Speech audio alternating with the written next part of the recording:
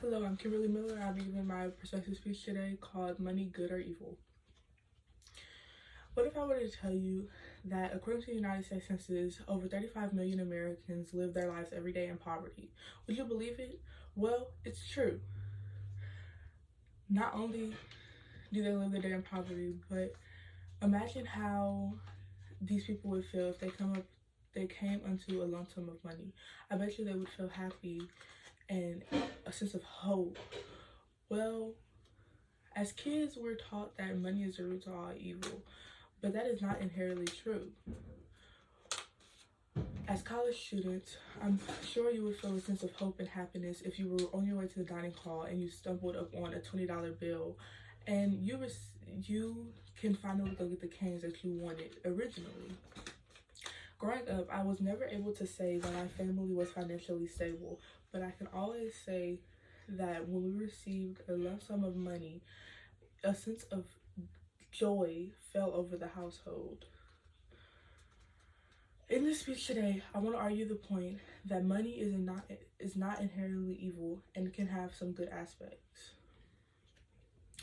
Before I start to make my argument, I want to be sure that the audience knows where the phrase money is the root of all evil comes from. This phrase comes from a direct Bible quote, 1 Timothy chapter 6, verse 10. And this quote states, "For the love of money is the root to all kinds of evil." As Michael Bradley puts in his article, Misconceptions About the Bible, Money, Good or Evil, he says that many people tend to forget about the part that says for the love of money and just go with money in general. Now that we know where the phrase money is the root to all evil comes from, I want to focus on the fact that money does not have the capacity to make decisions. Money, unlike people, does not have the brain capacity to make decisions. One may argue that money causes people to make evil decisions, but that is not inherently true because some people with money make good decisions and use their money for good.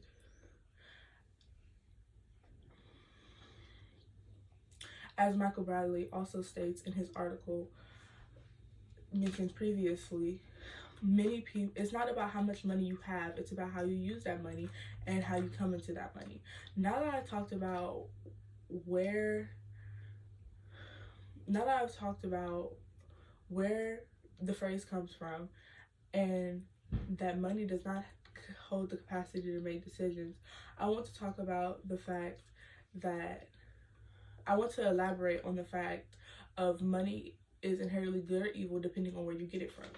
There are many job areas in the United States, some inherently good and ethical, others inherently evil and unethical. One job that many people will view as unethical, including working class citizens, is a drug dealer. These people make their money by dealing to addicts and underage children, which many people see as inherently evil.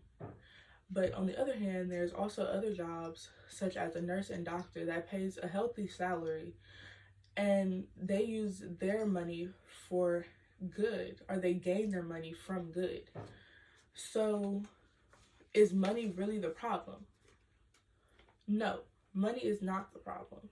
There's many ways a person can gain their money, and there's many decisions that a person can make to use their money.